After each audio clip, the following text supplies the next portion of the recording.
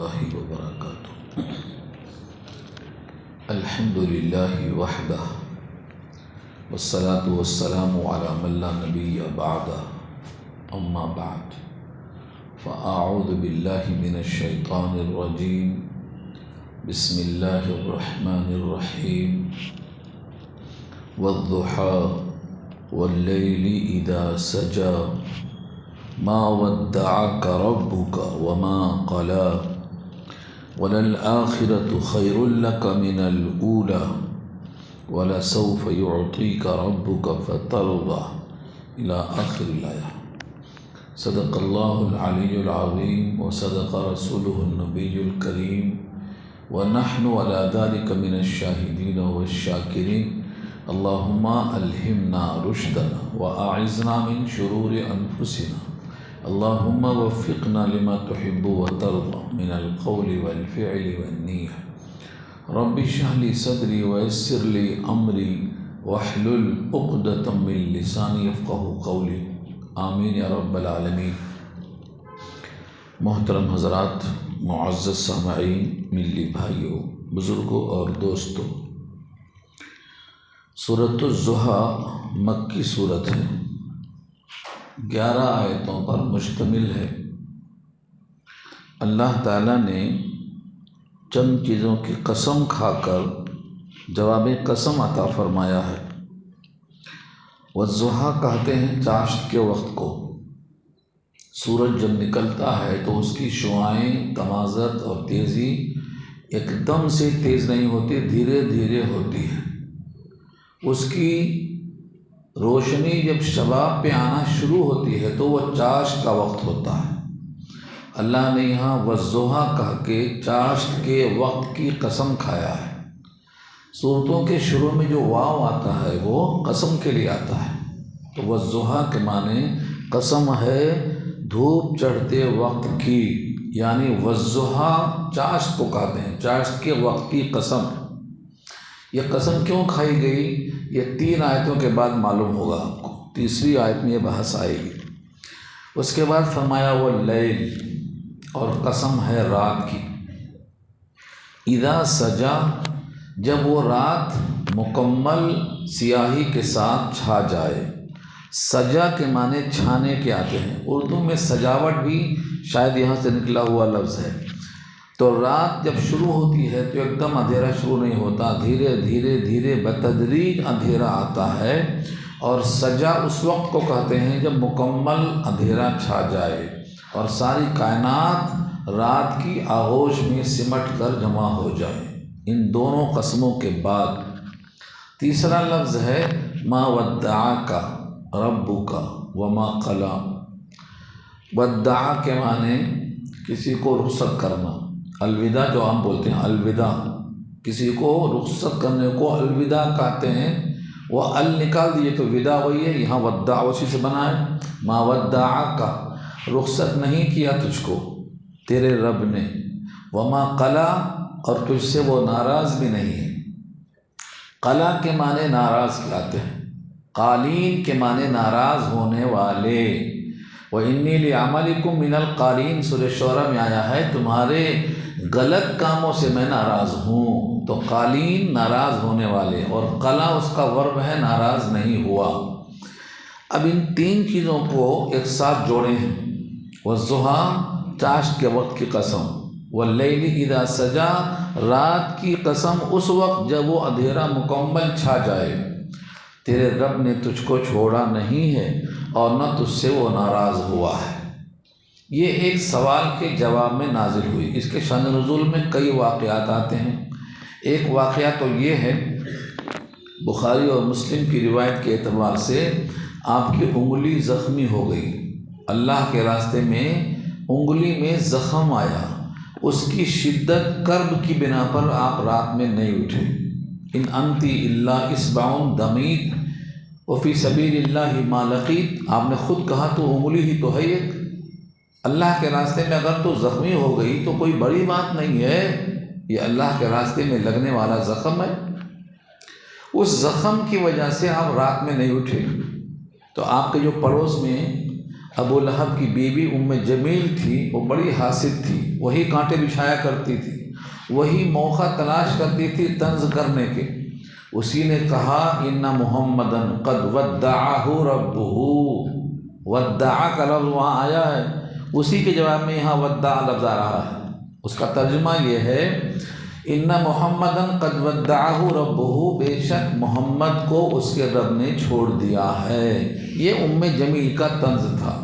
یہ کیوں کہا؟ کیونکہ آپ رات میں روز اٹھتے تھے، اب نہیں اٹھے، تو نہ اٹھنے کو اس نے تشبیہ دیا، اور نعوذ باللہ اس نے جو لفظ کہا تھا وہ رب نہیں کہا تھا، شیطان کہا تھا۔ شیطان نے ان کو چھوڑ دیا، ان کے شیطان نے ان کو چھوڑ دیا ہے۔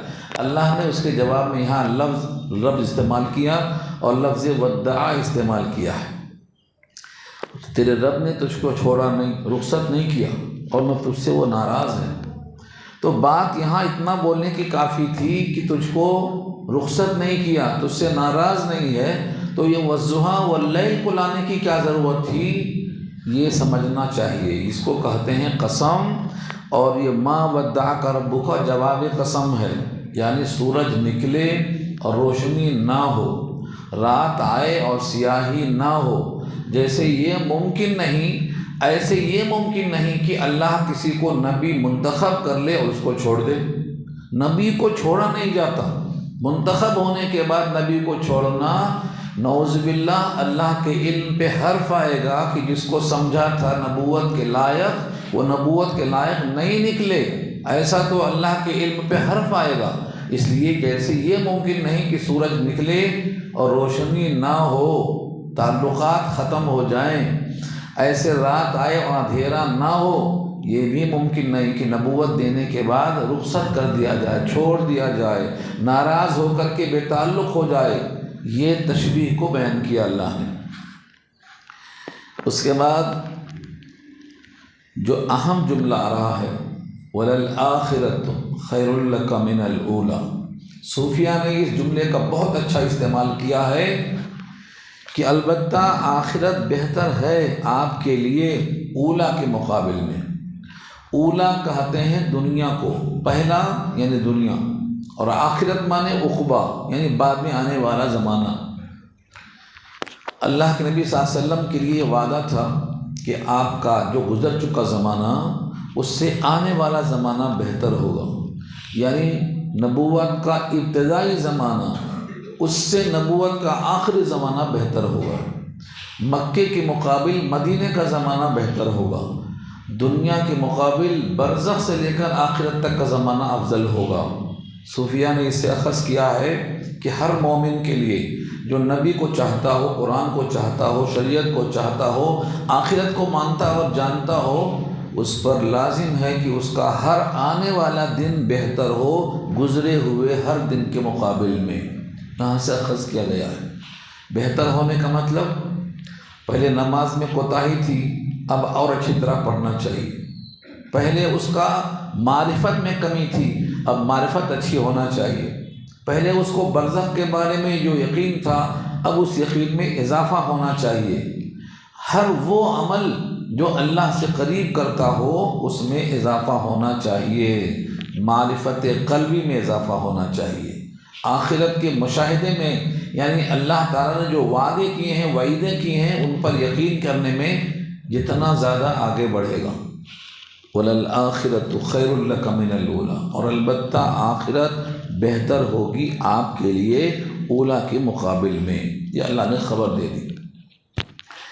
اس کے بعد اللہ نے ایک وعدہ کیا ہے وَلَسَوْفَ يُعْطِيكَ رَبُّكَ فَتَرْضَىٰ، اور البتہ ان قریب، لام تاکید کا ہے البتہ کے معنی میں، اور سوفا کے معنی ان قریب۔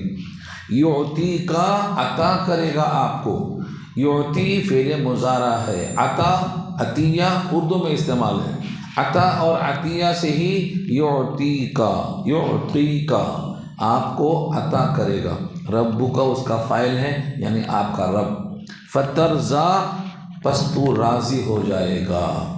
یہ اللہ نے نبی سے وعدہ کیا ہے راضی کرنے کا، راضی کرنے کا وعدہ ہے۔ یہ نہیں وعدہ کیا کہ میں کتنا دوں گا اور کیا دوں گا، بس یہ کہا کہ آپ کو راضی کروں گا اور آپ راضی ہو جائیں گے۔ اللہ کا عطیہ کی شکل میں ہوگا یہ بحث نہیں کی گئی۔ علامہ قرطبی نے لکھا ہے کہ جب یہ آیت نازل ہوئی تو اللہ کے نبی نے یہ سن کر فرمایا وَإِذًا لَا أَرْضَىٰ وَوَاحِدٌ مِّنْ أُمَّتِي فِي النَّارِ، تب تو میں راضی نہیں ہوں گا جب تک میرا ایک امتی جہنم میں رہے گا۔ میں راضی نہیں ہوں گا جب تک میرا ایک امتی بھی جہنم میں رہے گا، تب تک میں راضی نہیں ہوں گا۔ وَلَنْ أَرْضَىٰ وَوَاحِدٌ مِّنْ أُمَّتِي فِي النَّارِ، تو یہ اللہ کا وعدہ ہے کہ میں آپ کو راضی کروں گا، اتنا دوں گا کہ آپ راضی ہو جائیں گے، اور نبی کا وعدہ ہے اگر میرا ایک امتی جہنم میں ہے تو میں راضی نہیں ہوں گا۔ یہ دونوں کے وعدوں کے درمیان ہم سب کی امید کامل ہو جاتی ہے کہ دونوں اپنے وعدے کی پابندی کریں گے تو ہم سب کا بیڑا پار ہو جائے گا، لیکن شرط یہی ہے کہ ہم امتی بنیں۔ امتی کی تعریف کیا ہے؟ بر مسلمان نسلی ہو یا اصلی ہو، مسلمان اپنے آپ کو امتی سمجھتا ہے، لیکن میں اللہ کے نبی کے قول کی روشنی میں یہ بتا دوں کہ امتی ہے کون۔ امتی دعویٰ کرتے ہیں کہ ہم امتی ہیں۔ اللہ کے نبی کا ایک اعلان ہے کل امتی یدخلون الجنہ الا من ابا، میرے تمام امتی داخل ہوں گے جنت میں۔ یہ حضور نے اعلان کیا ہے کل امتی یدخلون الجنہ، میرے تمام امتی داخل ہوں گے جنت میں، الا من ابا، ہاں مگر وہ جس نے انکار کر دیا جس نے۔ قیل ومن ابا یا رسول اللہ، پوچھا گیا اور وہ کون ہے جس نے انکار کر دیا؟ آپ سے یہ سوال کیا گیا، قیل ومن ابا یا رسول اللہ، قال من اطاعنی دخل الجنہ ومن عصانی فقد ابا، فرمایا جس نے میری اطاعت کی وہ داخل ہوگا جنت میں، اور جس نے میری نافرمانی کی وہی ہے انکار کرنے والا۔ انکار کرنے والا وہی ہے، یعنی اطاعت سے انکار کرنے والا حقیقت میں انکار کرنے والا اعتقاد سے ثابت ہوگا۔ اس حدیث سے یہ معلوم ہو گیا کہ ہم کو صرف امتی بننا ہے اطاعت کے ذریعے، زبانی جمع خرچ کے ذریعے نہیں۔ تو جو بندہ یقین اور عمل کے ساتھ امتی بنے گا، یہاں اللہ اور اس کے رسول کا وعدہ ہے کہ رضامندی ہوگی۔ فرمایا کہ اس وقت اللہ پوچھیں گے رضیتا یا محمد، اے محمد کیا تم راضی ہو گئے؟ اور جب میں راضی ہوں گا تو میں کہوں گا رضیتو یا ربی، یا ربی رضیتو، اے رب میں راضی ہو گیا۔ اور یہ میری رضامندی کا اعلان اس وقت ہوگا جب میرا کوئی بھی جہنم میں نہیں رہے گا، کوئی بھی میرا جہنم میں نہیں رہے گا۔ جہنم سے اللہ ان تمام انسانوں کو نکالیں گے جن کے سینے میں ذرہ کے برابر بھی ایمان ہوگا۔ اس پر میں ایک حدیث سنا کر پھر اگلے الفاظ پہ آ جاتا ہوں۔ تمام سفارش کرنے والوں کی سفارش کے بعد جنت سے نکالے جانے کے بعد کچھ لوگ جہنم میں رہ جائیں گے جن کا نور ایمان اتنا کمزور ہوگا کہ وہ کسی کو نظر نہیں آیا کہ سفارش کر دے، صرف اللہ کے علم میں رہے گا کہ یہ بھی ایمان والا ہے، یہ بھی ایمان والا ہے، اور کسی کو ان کے ایمان کا علم نہیں ہوگا کہ سفارش کر کے نکال سکے۔ اس وقت اللہ تعالیٰ لب بھر کے دونوں ہاتھوں کو ملانا، چلو جس کو بولتے ہیں نا، اس کو عربی میں لب بھرنا کہتے ہیں۔ دونوں ہاتھ ملا کر چلو بناتے ہیں نا، اس کو لب بھرنا کہتے ہیں۔ اس وقت اللہ رب العزت لب بھر کے جہنم سے ان کو نکالیں گے جن کا نور ایمان صرف اللہ کو نظر آئے گا اور کسی کو نظر نہیں آئے گا، اتنا کمزور ہوگا، اتنا حقیر ہوگا۔ اس وقت ابو بکر صدیق سن رہے تھے، حضرت عمر ابن خطاب بھی موجود تھے۔ ابو بکر صدیق نے کہا ہے اللہ کے رسول، ایک مرتبہ لب بھر کے آپ نے فرمایا، ایک مرتبہ اور کہہ دیجئے کہ 2 مرتبہ لب بھر کے نکالیں گے اللہ، تو امت کا فائدہ ہو جائے گا۔ ابو بکر صدیق کی اس خواہش پر حضور مسکرائے اور صدیق اکبر کہنے لگے کہ ایک مرتبہ اور کہہ دیجئے کہ اللہ 2 مرتبہ اللہ بھر کے نکالے گا تو امت کو فائدہ ہو جائے گا۔ لیکن حضرت عمر ابن خطاب رضی اللہ عنہ فرماتے ہیں یہ 1 مرتبہ نکالنا ہی کافی ہو جائے گا، امت کے لیے کافی ہو جائے گا۔ یہ دونوں کی ابھی گفتگو ہو رہی تھی کہ اللہ کے نبی مسکراتے ہوئے فرماتے ہیں سچ کہا ہے ابن خطاب نے، اللہ کے نکالنے کے بعد کون بچے گا؟ اللہ کے نکالنے کے بعد کوئی نہیں بچے گا، 2 مرتبہ اللہ بھرنے کی ضرورت نہیں ہے۔ یہاں بھی ابن خطاب کی رائے کو اللہ کے نبی نے پسند فرمایا۔ تو یہ جگہ ہے کہ اللہ راضی کرے گا، اور اللہ راضی کرے گا اور نبی راضی ہوں گے، اور امت کے لیے ہوں گے، امت ہی کی فکر ہوگی۔ ایک مرتبہ حضور پاک آنکھوں میں آنسو لیے ہوئے بہت غمگین تھے۔ جبریل نے کہا کیا بات ہے؟ کہا مجھے امت کی فکر ہے۔ جبریل نے کہا اللہ نے آپ سے وعدہ کیا ہے کہ امت کے بارے میں آپ کو میں راضی کروں گا، اور یہ وعدہ خلاف ورزی نہیں ہوگی، اللہ راضی کرے گا۔ بس شرط یہ ہے کہ امت بن کے رہے، امتی جان بوجھ کے سرکشی نہ کرے، اطاعت میں بغاوت نہ کرے، تکبر کی وجہ سے اللہ کے ایک ہونے کا انکار نہ کرے، اللہ کی وحدت کا قائل ہو، اس کے صفات کا التزام کرتا ہوا رہے۔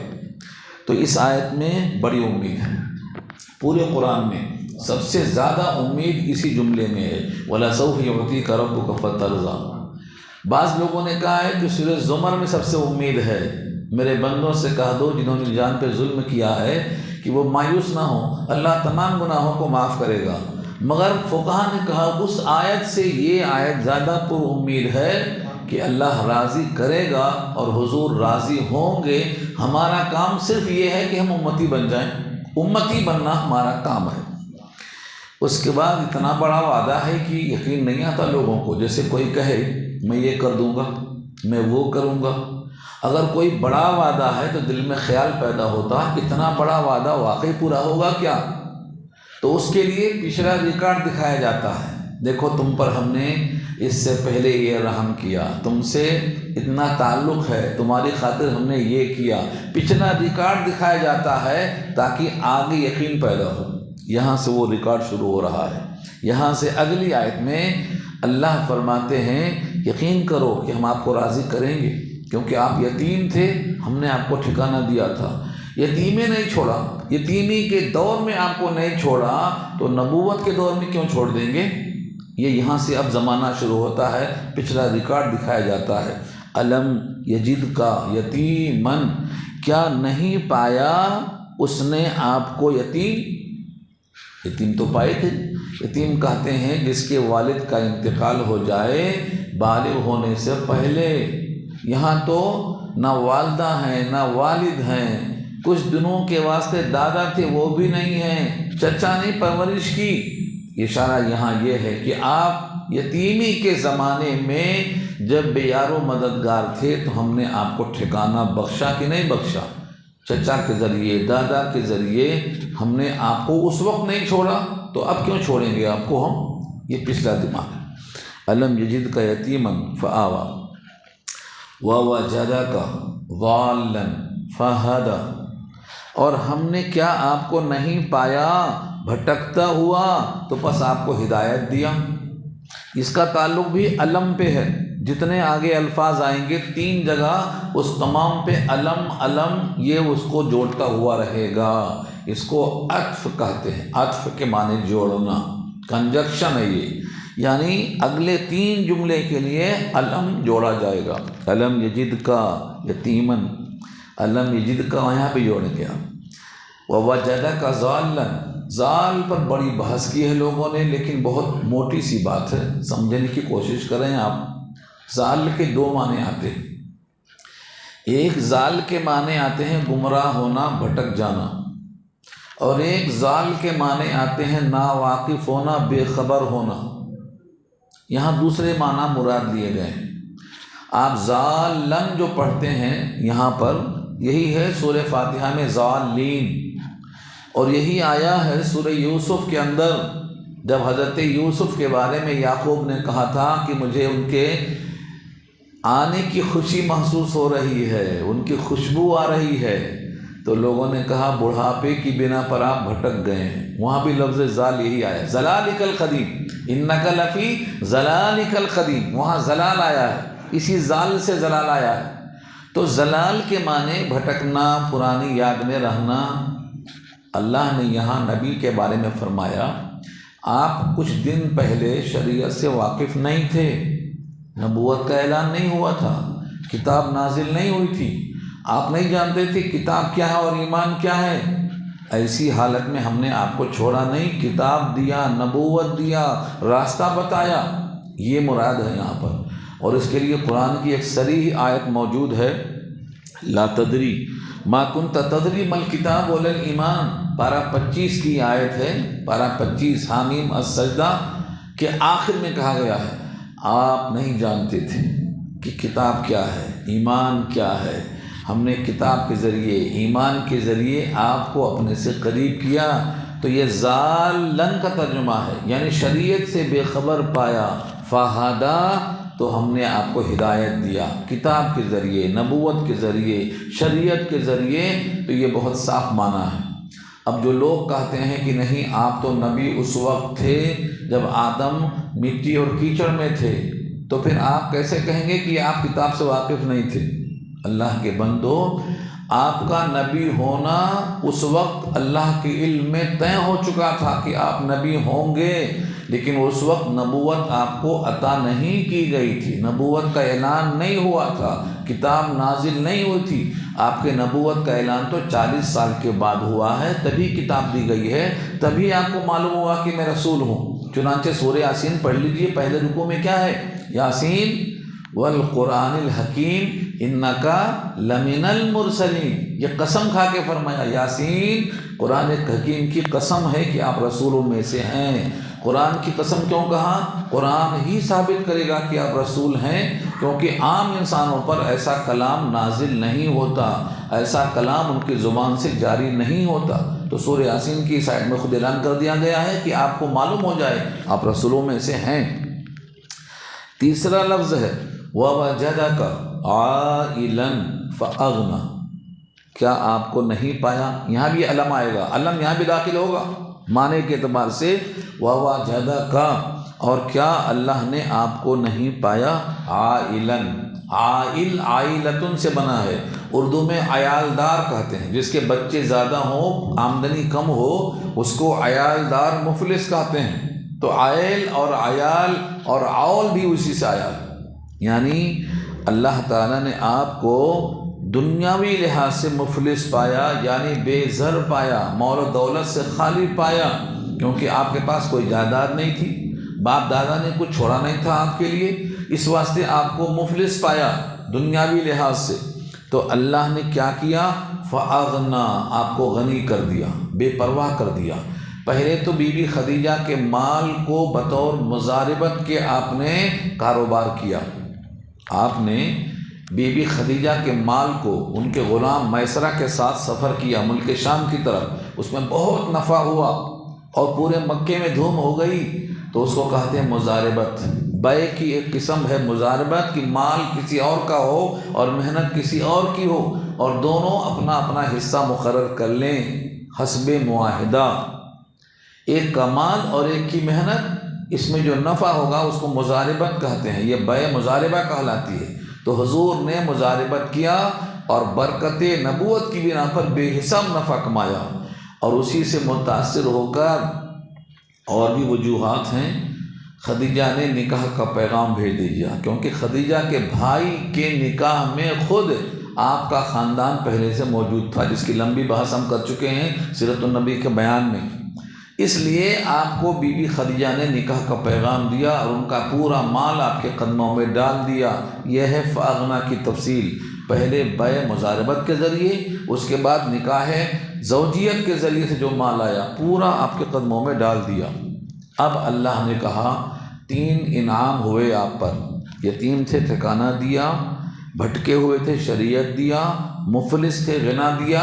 اب اس 3 کام کے بدلے آپ کو 3 شکرانہ ادا کرنا ہے۔ نمبر 1، فَأَمَّا الْيَتِيمُ، پس بہرحال یتیم، فا کے معنی تو تاکید کے واسطے آتا ہے، اور اما بہرحال الیتیم میں الف لام آیا ہے جو استغراق کے لیے، کوئی بھی یتیم ہو، تمام یتیموں کا ایک ہی حکم ہے، فاما الیتیم، پس بہرحال یتیم، فلا تقہر، اس پر ظلم مت کیجیے، نگاہ قہر مت ڈالیے، اس کو دبائیے مت۔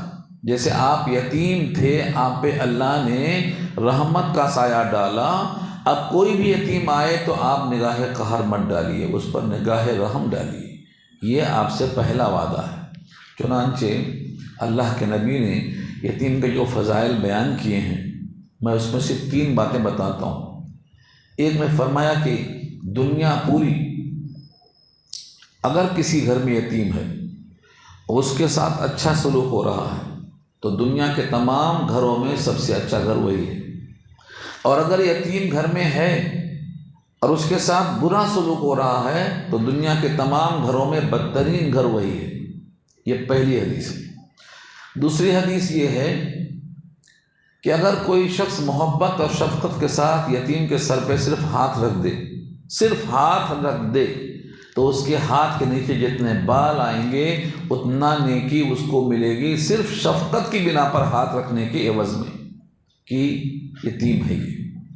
تیسرا مضمون کہا گیا ہے، آپ نے فرمایا انا وکافل الیتیم ہاکذا، اپنی انگلی شہادت کی اور بیچ کی دونوں ملا کر کہا، انا وکافل الیتیم ہاکذا، میں اور یتیموں کی کفالت کرنے والا قیامت میں ایسے ہوں گے جس طرح دونوں انگلیاں ملی ہوئی ہیں، کیونکہ میں بھی یتیم تھا اور یتیم میرے ساتھ ہوگا، اور یتیم کی کفالت کرنے والا بھی ساتھ میں ہوگا۔ اگر نبی کے ساتھ ہونے کی آرزو ہے تو کسی یتیم کو پرورش میں لے لو، کسی یتیم کو پرورش میں لے لو، آپ نبی کے ساتھ رہنے کا موقع ملے گا۔ اور آپ نے اس طرح فرمایا، دونوں انگلیاں، میں اور یتیم کی کفالت کرنے والا قیامت میں ایسا ہوں گے، جتنا یہ انگلی آگے ہے اتنا ہی میں آگے رہوں گا نبوت کی وجہ سے، ورنہ میرے ساتھ وہ متصل رہے گا۔ یہ اعلان بتاتا ہے کہ یتیمی کسی پر بھی آ سکتی ہے۔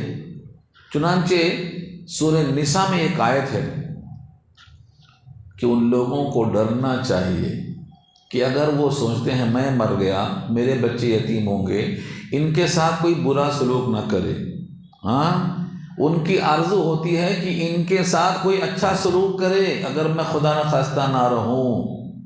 ضعافاً، کمزور بچوں پر ان کی آرزو ہوتی ہے، ہر مرنے والا چاہتا ہے کہ میرے بچوں کے ساتھ برا سلوک نہ ہو۔ تو یتیم بھی کسی کا بچہ ہے، اس کے بھی باپ کی یہی خواہش ہوگی، لہٰذا آپ ویسا ہی سلوک کریے، ویسا ہی سلوک کیجیے۔ یہ آیت کا مضمون بہت جامع ہے۔ 3 باتیں یہاں ہو گئیں۔ یتیم کے ساتھ نگاہ قہر مت ڈالو، وَأَمَّا السَّائِلُ، اور بہرحال سوال کرنے والا۔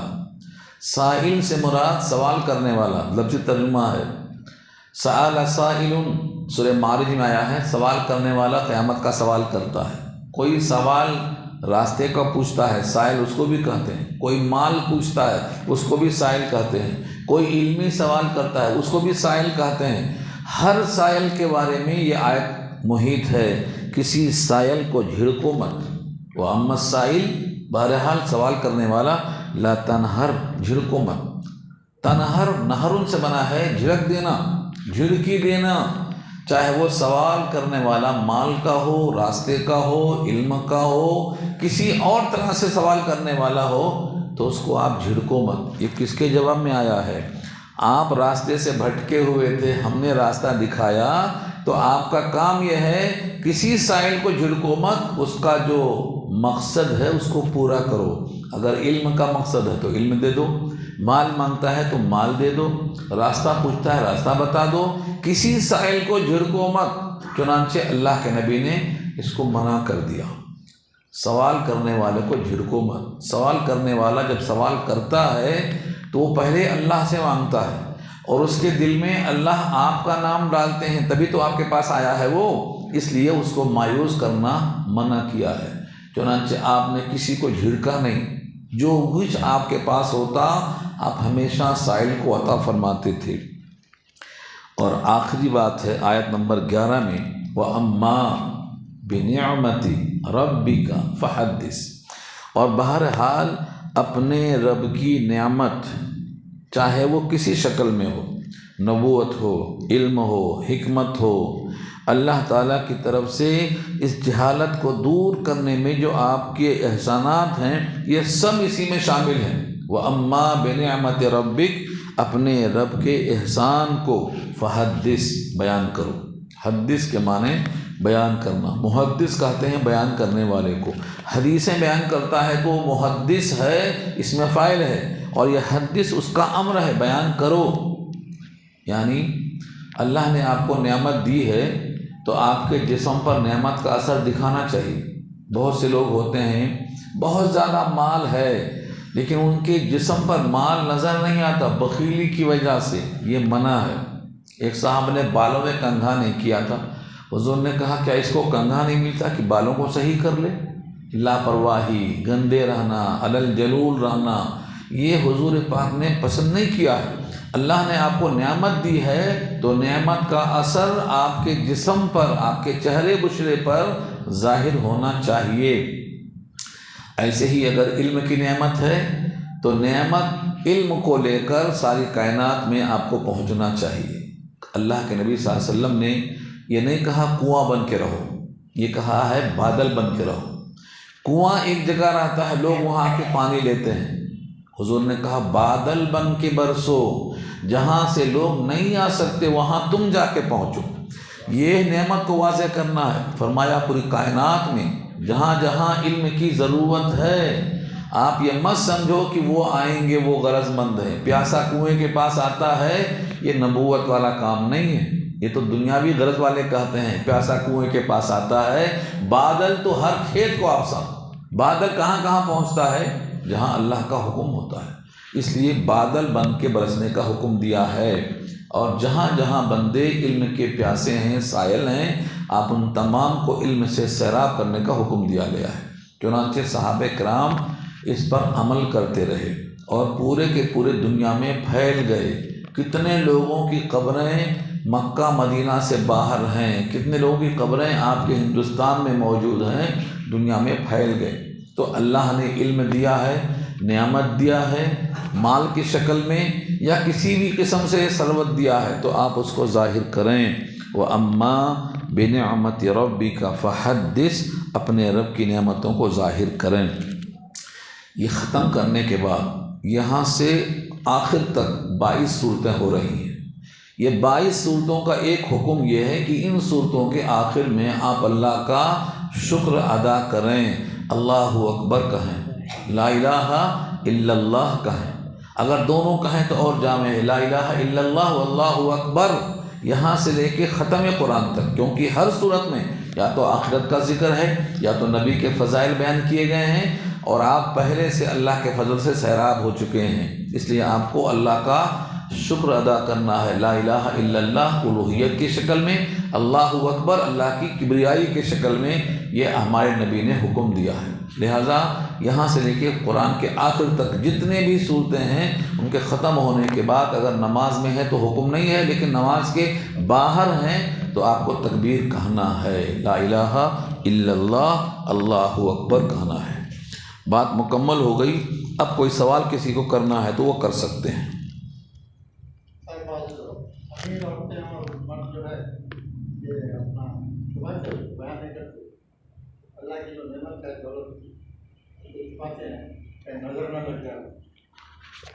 نظر کب لگتی ہے؟ جب ٹیکا لگانا ہو۔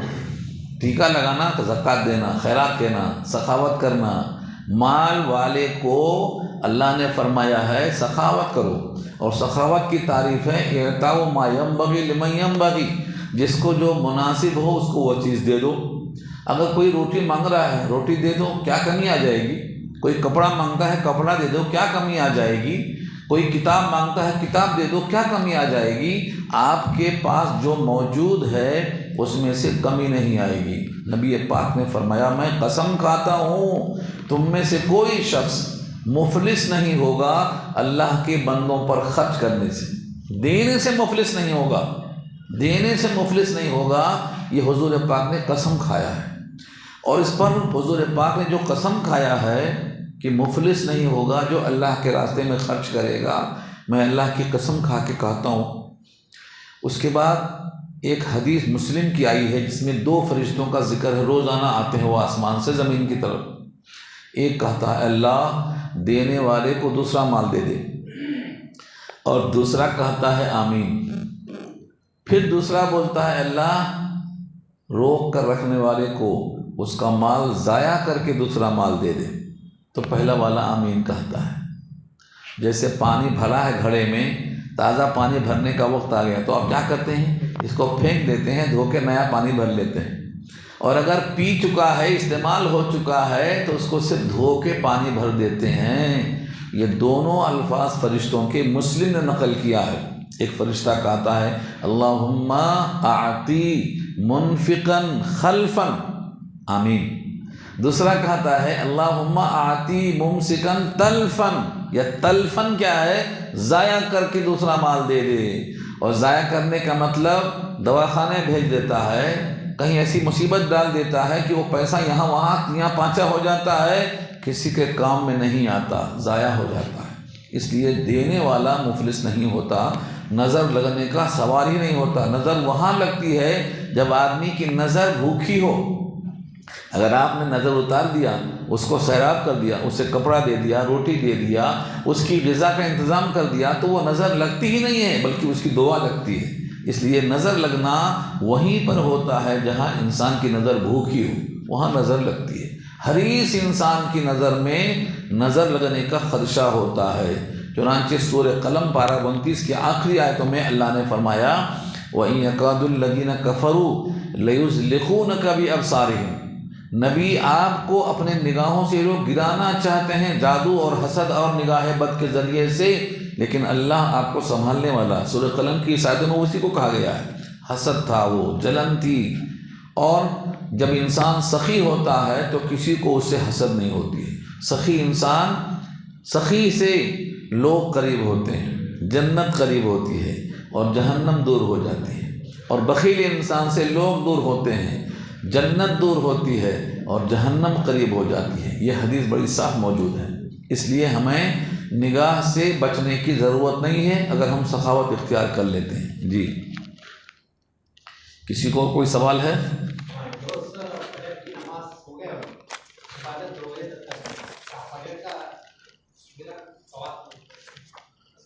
آپ تو بول رہے ہیں سو گئے تھے تو ثواب کیسے ملتا؟ بھائی سو گئے تو ثواب کیسے ملتا؟ بولیے آپ۔ میں وہ نہیں پوچھ رہا ہوں، جو چیز ہوئی نہیں، نیند کی وجہ سے چھوٹ گئی، آپ اس کا ثواب کیسے ہوتا؟ بولو آپ، کامن سینس دیکھو۔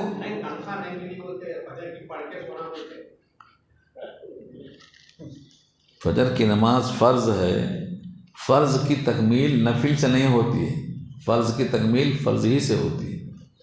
حضرت عمر نے دیکھا کہ ایک آدمی فجر میں نہیں آیا، خبر بھیجا، پوچھ کے آؤ کیا بات ہے۔ ان کی اماں نے کہا رات بھر نفلیں پڑھا، صبح آنکھ لگ گئی، سو گیا۔ حضرت عمر نے فرمایا اگر یہ رات بھر سوتا اور فجر پڑھ لیتا تو بہتر ہوتا، اس کے مقابل میں جو اس نے کیا ہے کہ رات بھر نفلیں پڑھا اور فجر چھوڑ دیا ہے۔ تو رات بھر سونا اور فجر پڑھ لینا یہ افضل ہے عمر کی نگاہ میں، یہ ان کا فیصلہ موجود ہے۔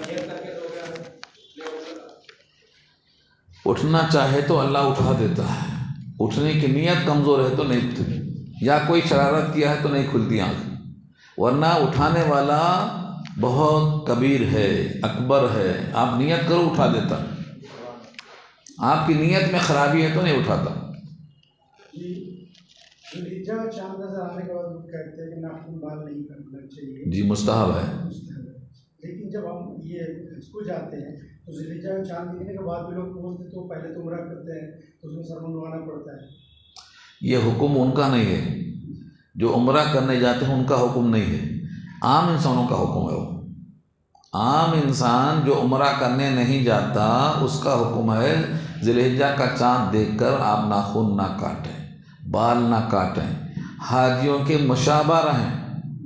حاجی 10 تاریخ کو بال منڈواتا ہے، آپ بھی قربانی کرنے کے بعد منڈوائیں، یہ اس کی مشابہت ہے۔ لیکن اگر کوئی شخص عمرہ کرنے جاتا ہے تو عمرہ کے افعال میں بال کٹانا ہے، وہ اس سے مستثنیٰ ہے۔ اس کو تو بال کٹانا ہی پڑے گا. کہ حاجی جو جن کا ڈیٹ ملا ہوا ہے ذوالحجہ کا چاند یہیں پہ ہو جاتا ہے، میرے ساتھ ہوا تھا. ہاں تو ان سے کوئی فرق نہیں پڑتا، ان کے واسطے قانون نہیں ہے، وہ عام انسانوں کے لیے قانون ہے وہ، اور وہ بھی 2 شرطوں کے ساتھ ہے. اس بار بھی میرا ویسا ہی ہے، 15 مئی کا ڈیٹ ملا. پہلی شرط یہ ہے کہ وہ قربانی کا ارادہ کرتا ہو. قربانی کا ارادہ ہو تو ناخن کاٹنا، نہ کاٹنا مستحب ہے، نہ کاٹنا مستحب ہے، قربانی ہونے کے بعد کاٹنا. لیکن اگر قربانی کا ارادہ نہیں ہے یا قربانی کے قابل نہیں ہے، یعنی صاحب نصاب نہیں ہے، تو پھر اس کے لیے ناخن کاٹنا نہ کاٹنا کوئی حکم نہیں ہے. مستحب صرف ان کے لیے ہے جن کے نام پہ قربانی ہے، ان کے لیے مستحب ہے، اور اس سے حاجی اور معتمر مستثنیٰ ہے. تو انسان عمرے کو جا رہا ہے، جدہ پہ ہوتا ہے کہ مکے کو جا رہا ہے، تو کیا مکے میں جدہ سے احرام بن سکتا ہے؟ نہیں، احرام بندھنا ہے آپ کو بارڈر سے، یعنی میقات سے باندھنا ضروری ہے، ورنہ دم لازم آئے گا. اس پرچے میں 3 سوال ہیں. پہلا سوال ہے سورہ عنکبوت آیت نمبر 58 والذین آمنوا وعملوا الصالحات لنبوئنہم من الجنۃ غرفا تجری من تحتها الانہار خالدین فیہا نعم اجر العاملین. اور جو لوگ ایمان لائے اور نیک اعمال کرتے رہے، ہم انہیں ضرور جنت کے بالائی محلات میں جگہ دیں گے جن کے نیچے سے نہریں بہہ رہی ہوں گی، اور وہ ان میں ہمیشہ رہیں گے. یہ عمل صالح کرنے والوں کا کیا ہی اچھا اجر ہے. یہ آیت ہمیں اللہ نے صاف ظاہر کر دیا کہ جو لوگ ایمان لائے اور نیک عمل کرتے رہیں گے تو ضرور جنت میں جائیں گے. تو اللہ تعالیٰ کا یہ کہہ دینا کافی نہیں ہے. آیت سے تو ایسا ہی لگتا ہے. وضاحت فرمائیں. یہاں ایک ہی چیز ہے، ایمان پر خاتمہ ہو تو کافی ہے. یہ ایمان جو دنیا میں ہے یہ مرتے دم تک باقی رہنا ضروری ہے. ایمان پر موت آئے تو یہ وعدہ پکا ہوگا، اور ایمان پر اگر وعدہ نہیں پورا ہوا، ایمان خراب ہو گیا، تو پھر یہ وعدہ نہیں رہے گا. دوسری چیز یہ ہے جو ایمان مطلوب ہے، جو ایمان موجود ہے، دونوں میں فرق ہے. ہمارا جو ایمان موجود ہے وہ کمزور ہے، اور جو اللہ کے پاس ایمان مطلوب ہے وہ ایمان کامل ہے. تو یہاں وعدہ ایمان کامل کے لیے ہے. اس لیے ہمیں جو ہمارے پاس ایمان موجودہ ہے اس کو مضبوط کرنے کی کوشش کرتے رہنا چاہیے امید کے ساتھ. دوسرا سوال ہے سورۃ الروم آیت نمبر 58، یہاں بھی ہے وَلَقَدْ ضَرَبْنَا لِلنَّاسِ فِي هَذَا الْقُرْآنِ مِنْ كُلِّ مَثَلٍ.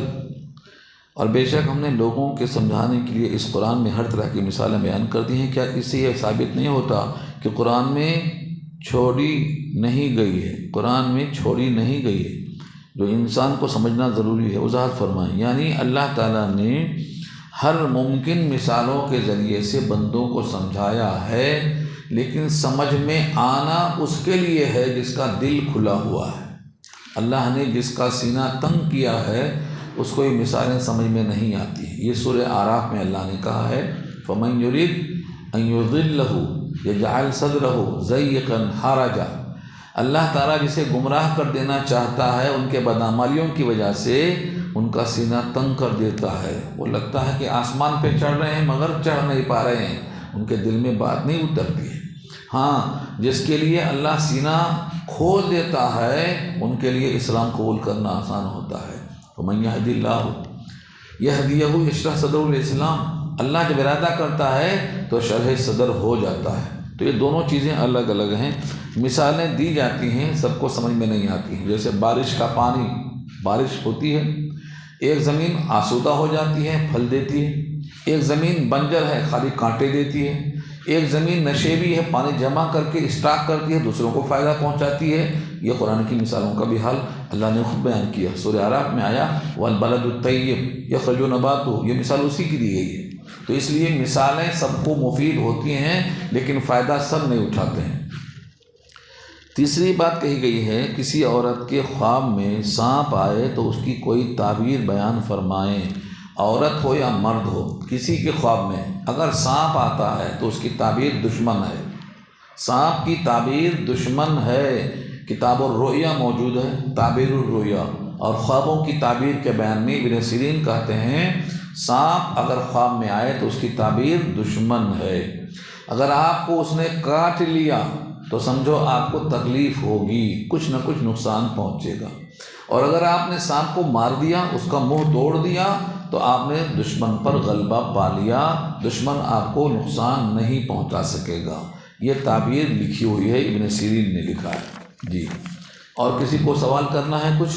یہ اگر کچھ عورتیں جیسے گروپ میں جب جاتی ہیں تو سب کا محرم ہونا ضروری ہے یا کسی؟ جی نہیں، شریعت کے لحاظ سے ہر عورت کا محرم ہونا ضروری ہے. جس کا محرم ہے اس کی حفاظت وہ کرے گا، اور جس کا محرم کوئی نہیں ہے اس کی حفاظت کون کرے گا؟ اس لیے سب کا محرم الگ الگ ہونا چاہیے.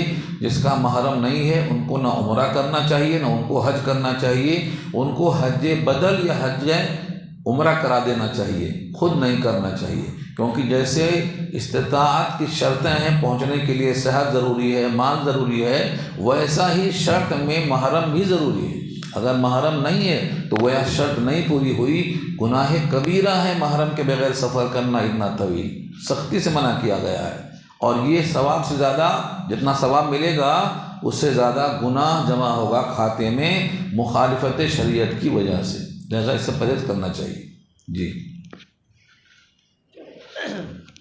جب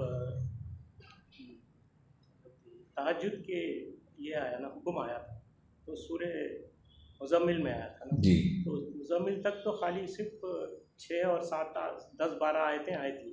جی تو اس میں کیا پڑھتے تھے حضور؟ قرآن پوری تو نہیں آئی تھی نا جب؟ نہیں، پورا قرآن تو حضور کی وفات سے 19 دن پہلے آیا ہے. ہاں 19 دن تک مکمل نہیں ہوا تھا. تراویح میں حضور نے پورا قرآن نہیں پڑھا کیونکہ نازل نہیں ہوا تھا. تو جو صورتیں نازل ہو چکی تھیں انہیں کو آپ پڑھتے تھے، انہیں کو پڑھتے. 3 سال 3 نبوی میں تک جی، آئے تھے نا یہ. جتنی آیتیں نازل ہو چکی تھیں انہی آیتوں کو بتکرار پڑھتے تھے. بلکہ بعض دفعہ تو ایک ایک آیت میں رات بھر پڑھتے تھے. تو تکرار کرنے میں کوئی حرج نہیں ہے. جی،